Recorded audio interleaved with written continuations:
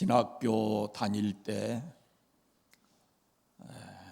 성령론을 공부했을 때 그 교수님에게로부터 들은 이야기입니다.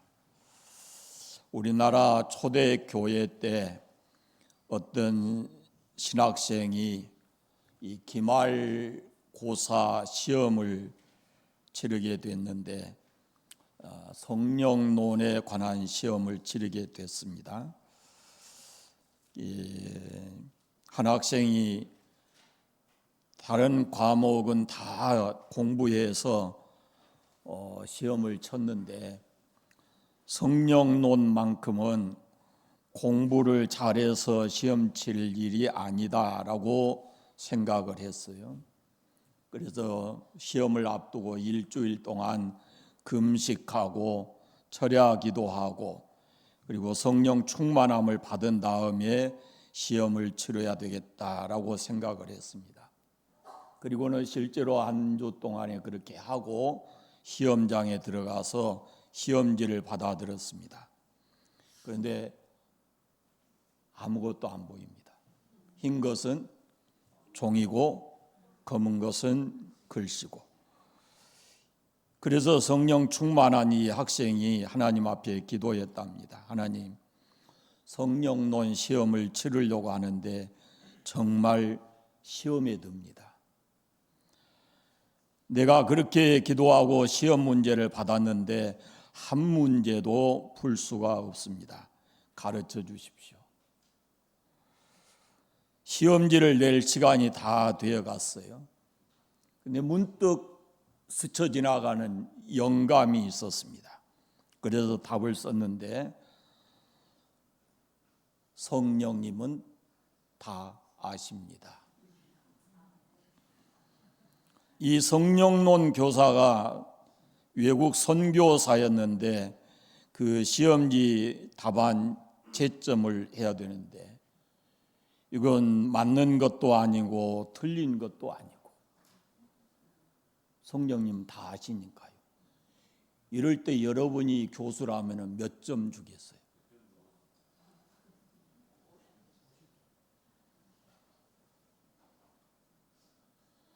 이 선교사도 고민이 됐습니다. 교수님도.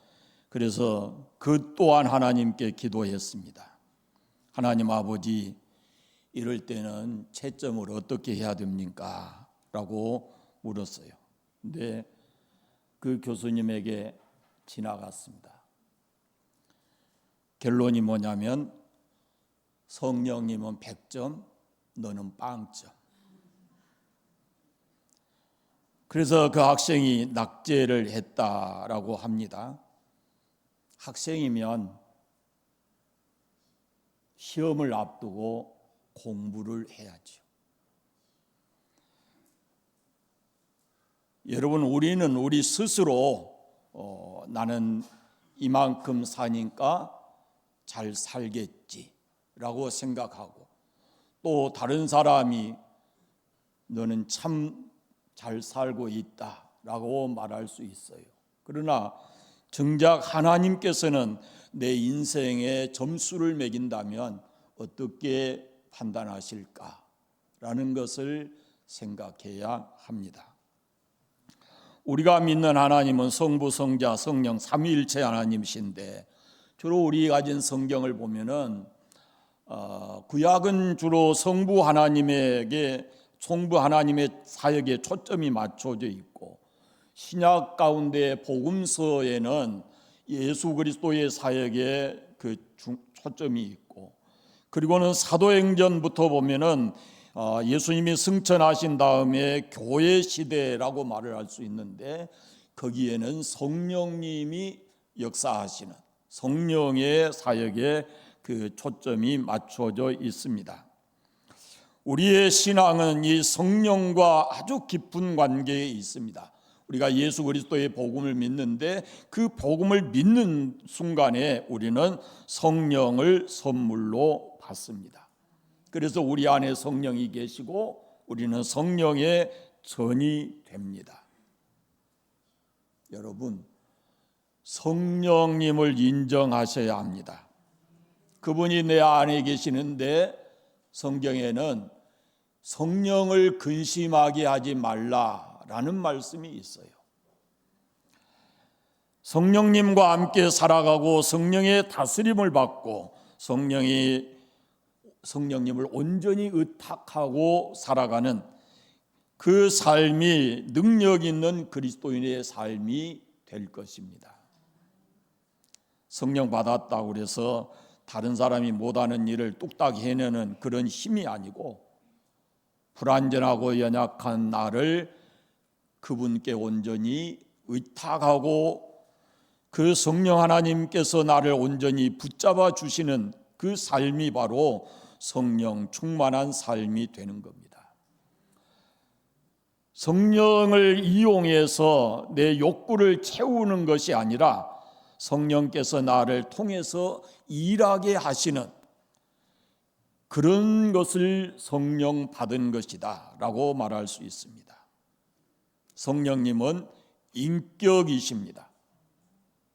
사람의 눈에 보이게 손발 이목구비가 있는 것은 아니고, 그러나 인격 곧 지정의 가지고 계십니다. 그래서 그분은 모든 것을 알고 계십니다. 우리의 과거, 지금 현재, 우리의 미래를 알고 계십니다. 그분은 우리가 아파할 때 함께 아파하시고 우리와 함께 기뻐하시기도 하시는 그런 분입니다. 때로 우리 때문에 근심하기도 하고 우리 때문에 탄식하며 기도하기도 하시는 분입니다. 실제로 그분은 우리와 함께 계시면서 구체적으로 우리 삶을 통해서 역사하시는 그런 분이십니다. 오늘 말씀 보십시오. 이와 같이 성령도 우리 연약함을 도우시나니, 성령님은 우리가 연약한 것을 알고 계십니다. 우리에게 필요한 것도 알고 계십니다. 그리고 우리를 대신해 기도해 주시는 인격자이십니다. 내 곁에 계시며 내 형편과 사정을 아시고 나와 함께 느끼시고 감정도 함께 공유하시는 그런 분이십니다.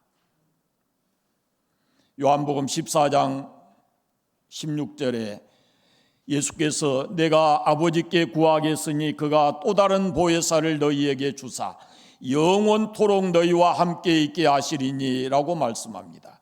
보혜사를 보내주셔서 영원토록 너희와 함께 하시겠다고 말씀하십니다. 우리를 구원하신 예수님께서 왜 또 다른 보혜사를 보내실까요? 왜 또 다른 보혜사를 보내셔서 영원토록 우리와 함께 하게 하셨을까요? 그것은 우리가 연약하고 부족하기 때문에 그렇습니다. 우리를 돕는 자로 그분을 우리에게 보내신 것입니다. 인생은 누구를 막론하고 연약합니다. 저를 비롯해서 이 땅에 있는 여러분, 그리고 이 땅에 있는 모든 사람들이 다 연약합니다. 지식 있는 사람도 부자도 그 반대편에 서 있는 배우지 못한 사람도 가지지 못한 사람도 다 연약한 것입니다. 성경은 이렇게 연약한 인간을 질그릇 같다라고 말씀을 합니다.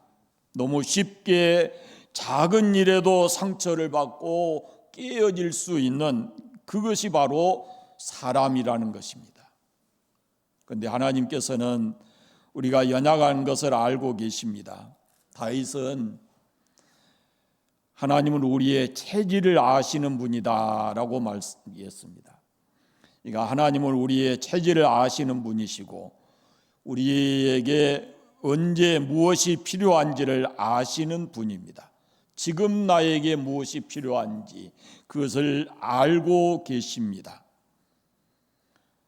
26절 시작에 성령도 우리의 연약함을 도우시나니 그랬습니다. 여기에 연약함이라는 말은 단수가 아니고 헬라어로 보면 복수가 되어 있습니다. 연약한 것들 그런 말입니다. 그러니까 인간이 가지고 있는 이 연약함이라는 것은 한두 가지가 아니라는 겁니다. 우리에게는 많은 연약함이 있는데 그것을 도와주시는 분이 성령이시라는 말씀입니다. 우리는 육체적으로 연약합니다. 작은 병균 하나에도 쓰러져서 우리가 아무것도 할 수 없는 그런 상황에 이를 때도 있습니다. 우리는 참 좋은 나라에 살고 있는 것 같습니다. 아르헨티나, 브라질 요즘에 이 모기가요 엄청 많아가지고 어제 세계는 지금이라는 그 프로그램 보니까요 댕기열에 사람들이 뭐 400명 몇백 명씩 죽어나가더라고. 모기가 물어가지고 열이 나서 그래서 이 속에 장기가 파열되고 그래가지고 죽어요. 근데 모기가 보통 모기가 아니에요. 엄청난 숫자들이 있어요. 사람이라는 것이 그 작은 모기 하나 물려도 언제 어떻게 될지 모르는 그런 연약한 사람들이에요. 정신적으로 우리가 얼마나 연약한 존재들인지 몰라요. 사람의 눈치를 봤는데 그 사람 눈짓 하나에도 마음이 무너지고 걱정 근심 때문에 잠 못 자고 그렇습니다. 강해 보이는 사람도 정서적으로 약점들을 가지고 있어요. 우리가 잘 아는 세계를 정복한 나폴레옹이라는 사람도 그 전쟁터에서 집으로 돌아가게 되면 아내의 무릎을 베고 그 누워서 엉엉 울고 그랬다는 거예요. 거기다 인간은 영적으로도 한없이 연약한 존재들입니다. 시험과 환난 앞에 한없이 연약하고 돈 때문에 무너지기도 하고 이성 때문에 그리고 명예 앞에 꼼짝 못하고 넘어지는 경우도 적지 않습니다. 지혜롭다 싶으면 기도하지 않고 조금 열심 있는가 싶다 하면 교만하기 짝이 없고 충성하는가 싶은데 물질에 인색하고 늘 감사하는 것 같은데 또 돌아보면 원망하고 있고 이것이 우리들의 모습이거든요. 참으로 연약한 존재예요. 그런데 하나님께서는 우리의 이 연약함을 아시고 보혜사를 보내주셔서 우리의 연약함을 도와주시겠다라고 말씀한 겁니다. 성령도 우리의 연약함을 도우시나니, 이 도우신다는 말은 헬라 말로는 세 단어가 합해져 있어요. 세 단어가 들어보세요. 순, 안티, 남바노마이 그렇습니다. 순이라는 말은 함께 내 곁에 계셔서 다정하게 그런 말이고, 안티라는 말은 반대편에서, 우리 흔히 안티 이런 말 많이 쓰잖아요. 그럼 반대편이라 그런 말이에요. 건너편에서 내가 할 수 없는 곳에서, 내가 미치지 못한 곳에서 그런 뜻이에요. 그리고 남바노마이 그 말은 번쩍 들어 올려준다 그런 뜻이에요. 이걸 좀 더 쉽게 얘기하면은 아마 여러분 어린 아이들을 키웠을 때 한 번쯤은 다 경험해 볼 수 있는 일인데, 평탄한 길이 있을 때는 아이들이 잘 뛰어도 가고 걷기도 하고 그럽니다. 그러면은 내버려 둡니다. 잘 갑니다. 그런데 작은 또랑이 있다든지 건너지 못할 강이 있으면 아이로서는 도저히 건널 수 없습니다. 아이의 능력 밖의 일입니다. 바로 그때 아버지가 그 아이를 번쩍 들어 올려서 그 또랑을 건네줍니다. 아이가 할 수 없는 그것을 아빠가 도와주는 겁니다. 그것이 바로 성령님이 우리를 돕는다는 뜻입니다. 성령님은 아버지처럼 연약한 우리 곁에 항상 계시고, 우리의 힘으로 감당하기 어려운 문제들을 만났을 때 그분이 우리를 번쩍 들어서 도와주신다라고 하는 말씀입니다. 그것이 바로 순안테 람바노마이라는 뜻입니다. 도와주신다라는 뜻이죠. 언젠가 그런 예화한 적이 있죠. 이렇게 모래밭을 갔는데 평지를 갈 때는 두 사람의 발자국이 있다가 정말 힘들게 갈 때는 한 사람 발자국만 있어서 이게 무슨 뜻일까? 주님께서 그렇게 말씀하셨다잖아요. 원망하는 그를 향해서 네가 정말로 네 인생을 평탄할 때는 내가 옆에서 같이 동행했고 네가 정말로 힘들 때는 내가 너를 안고 업고 가서 발자국이 하나뿐이다라는 거죠. 도우신다는 말은 현재형입니다. 현재형. 도왔다가 아닙니다. 과거형이 아니에요. 도와주실 것이다. 미래의 약속도 아닙니다. 지금 현재 우리를 도우신다는 말씀이에요.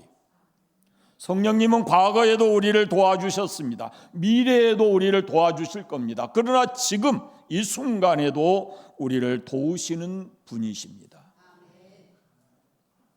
우리가 어디에 있든 무슨 일로 괴로워하고 고통을 당하든 바로 그 자리에서 주님을 바라보게 되면 성령님은 우리를 도와주십니다.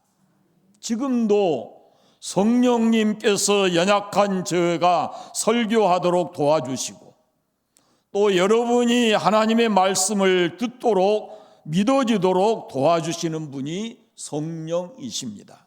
깨닫게 하십니다. 그리고 그 말씀대로 살아갈 수 있도록 능력을 주십니다. 말씀을 듣는 순간에 성령님이 역사하셔서 이 말씀이 치료의 광선이 되게 하셔서 우리의 연약한 부분을, 상처받은 부분들을 치료하시고 도와주시는 분이 성령이십니다.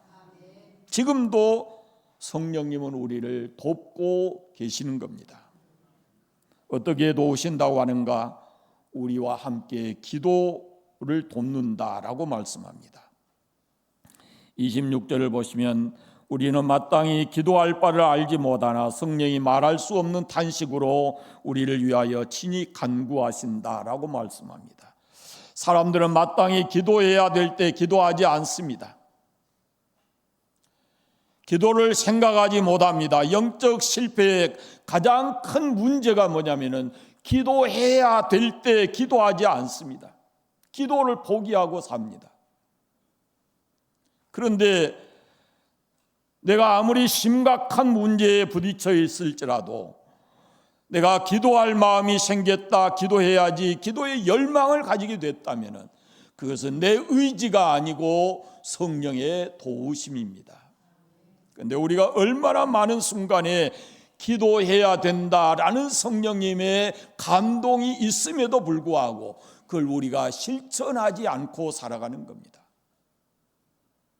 성령님께서는 우리로 기도하도록 도와주십니다. 이와 같이 성령도 우리의 연약함을 도우시나니 그 다음에 뭐라고 하시는가?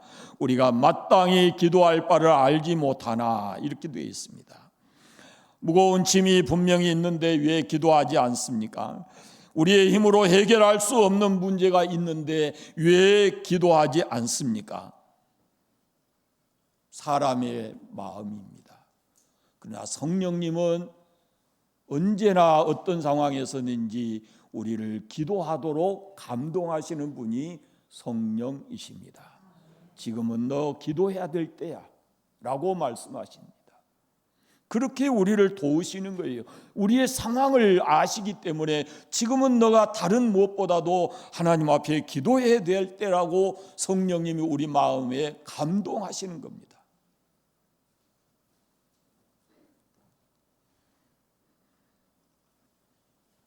성령님 감동하실 때 기도하기로 결단하시고 기도하기로 작정하시고 무엇을 위해서 기도할지 모르지만은 엎드려 주님 앞에 있게 되면 오늘 말씀에 있는 대로 기도할 바를 알지 못하나 그랬습니다.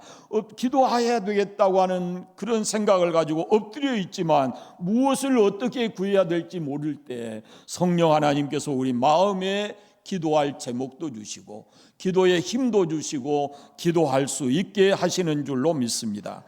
기도할 바를 알지 못하나 오직 성령이 말할 수 없는 탄식으로 우리를 위하여 간구하신다. 말할 수 없는 탄식으로 무슨 뜻인가?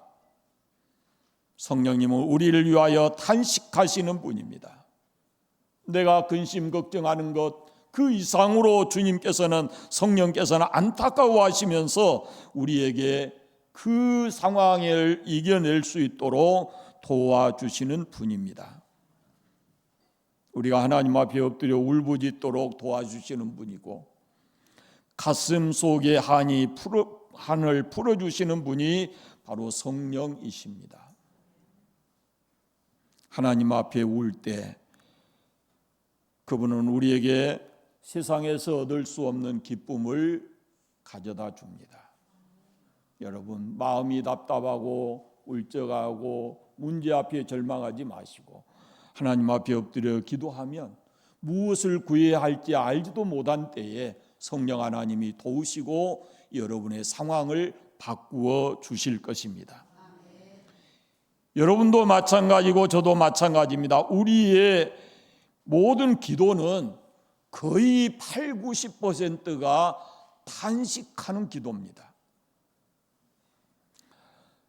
눈물이 쏟아지고 마음을 쥐어뜯으면서 삶의 문제 앞에 절망하면서 하나님 앞에 기도할 때가 많이 있습니다.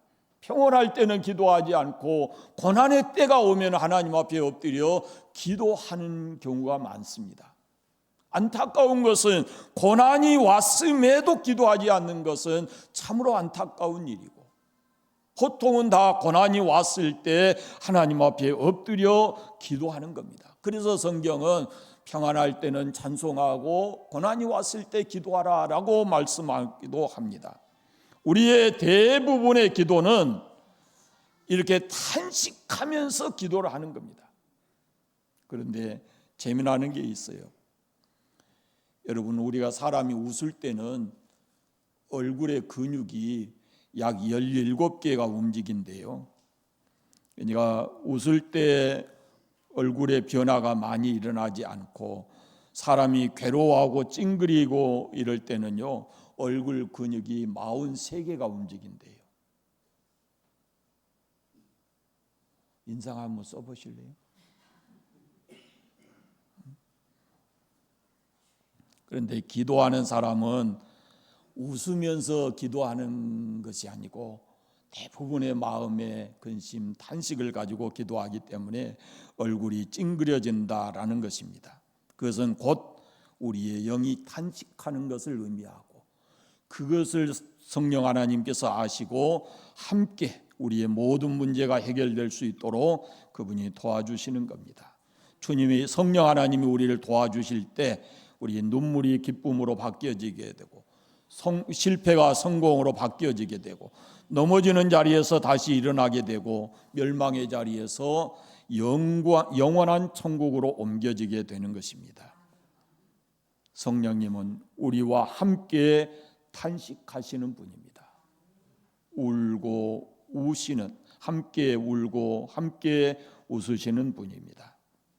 우리보다 더 많이 탄식하시고 괴로워하시는 분입니다. 텔레비에 그 김창옥 씨가 나와서 강의할 때 그 기업인 한 사람이 나와서 같이 아마 그 회사에서 많이 지원을 한 것 같아요. 그 기업인이 누구냐면은 김회수 씨예요. 근데 요즘에 최근 들어서 머리를 깍두기 하고 나와요.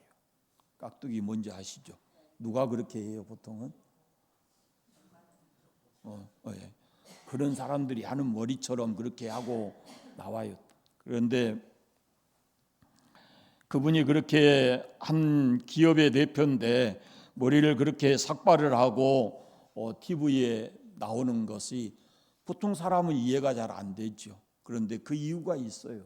그분에게 늦둥이 아들이 하나 있어요. 5달 된 아들이 있는데 뇌 종양으로 이 수술을 하는데 머리를 다 밀고 수술을 했어요. 이제 어느 정도 치료가 돼서 집에 돌아올 때 아버지가 그럽니다. 막내가 삭발을 해서 오니까 그 아이가 집에 돌아오면은 민망하지 않도록 아버지가 삭발하겠다, 머리를 깎겠다 그랬어요. 그렇게 다른 아들들 위에 둘이 있는데 그렇게 얘기했더니 둘째도 아빠 그럼 나도 깎겠습니다. 그래서 아빠와 함께 뜻을 같이 해서 머리를 깎았다는 겁니다. 그래서 그 기업의 대표가 지금 어느 정도 조금은 잘한 것 같아요. 그래서 텔레비에 나옵니다. 그런데 이것은 우리나라에 있는 일이고 이보다 훨씬 더 전에 미국에서 있었던 이야기입니다. 미국 인디아나주의 어느 학교에 시골 학교에서 15살 된 학생이 있었는데 이 아이도 뇌종양이 걸려서 병원에 입원을 하고 방사선 치료를 하고 하는 이런 과정을 겪습니다. 그래서 머리가 다 빠졌어요. 어느 날 선생님이 뇌종양을 앓더니 친구가 학교에 다시 등교한다라는 소식을 반 친구들에게 전해 주었습니다. 그러면서 당부하기를 친구가 이렇게 치료 중에 머리가 다 빠졌기 때문에 너희들이 그것을 보고 웃지 말고 위로했으면 좋겠다라고 얘기를 했습니다. 그리고 선생님이 나간 후에 그 반 친구들이 함께 모여서 토의를 했습니다. 우리가 어떻게 이 친구를 기쁘게 맞아들일까? 이 친구에게 상처 주지 않고 위로가 될 수 있을까? 그렇게 해서 친구의 아픔에 우리가 동참해야 된다라는 생각을 가지고 그때 이 반 친구들이 전체가 다 머리를 삭발을 했습니다. 머리를 다 밀기로 했습니다. 다음 날 학교에 등교하는데 너도 나도 그 반 학생들은 다 머리를 깎고 등교를 한 겁니다. 선생님은 모릅니다. 그런데 반에 들어가서 그 모습을 본 선생님이 자기가 미처 생각하지도 못한 일을 강단에서 그걸 보니까 아이들 모습이 모두 다 깎은 머리였습니다. 그 아이들을 보면서 너무 고마워서 선생님도 울고 그 아이들도 다 마음에 감동이 되었다라고 하는 겁니다. 여러분, 내가 눈물을 흘리는 그 자리, 내가 아파하고 고통스러워하는 그 자리에 성령 하나님께서 함께 계신 것을 믿으시기를 바랍니다. 우린 결코 혼자가 아닙니다. 그 눈물이 변하여 그 한숨이 변하여 기쁨이 될 때까지, 승리가 될 때까지 성령님은 우리를 떠나지 아니하시고 우리와 함께해 주십니다. 성령도 우리의 연약함을 도우시나니 우리가 연약하다는 사실 때문에 얼마나 괴로워합니까? 부족해서 실패한 것 때문에 얼마나 실망하고 좌절한 때가 많습니까? 세상은 나의 연약함을 인정해 주지 않습니다. 내가 연약할 때 세상은 오히려 짓밟습니다. 그러나 우리는 연약하고 그때 성령님께서는 우리의 연약함을 도와주십니다. 우리를 그 상황에서 번쩍 들어서 아무 탈 없는 곳으로 옮겨주시는 분이 바로 성령이십니다. 여러분이 이 시간 신앙의 삶을 살면서 문제 앞에 있는 나를, 괴로움 속에 있는 나를 성령께서 번쩍 들어 옮겨주시는 그런 체험의 삶을 살게 되기를 바랍니다. 확신을 가지십시오. 성경에 하나님이 약속하신 말씀입니다. 성령께서 우리 연약함을 도우신다라고 말씀합니다. 그 성령님을 의지하시고 연약함을 깨닫는 순간순간에 주님이 나와 함께 계신다라는 확실한 믿음을 가지시고 성령을 의지하시고 살아가시기를 바랍니다. 기도하겠습니다. 감사합니다. 하나님 아버지, 오늘 주 앞에 나와 예배하게 하시고 또 우리에게 주신 말씀 함께 나누었습니다.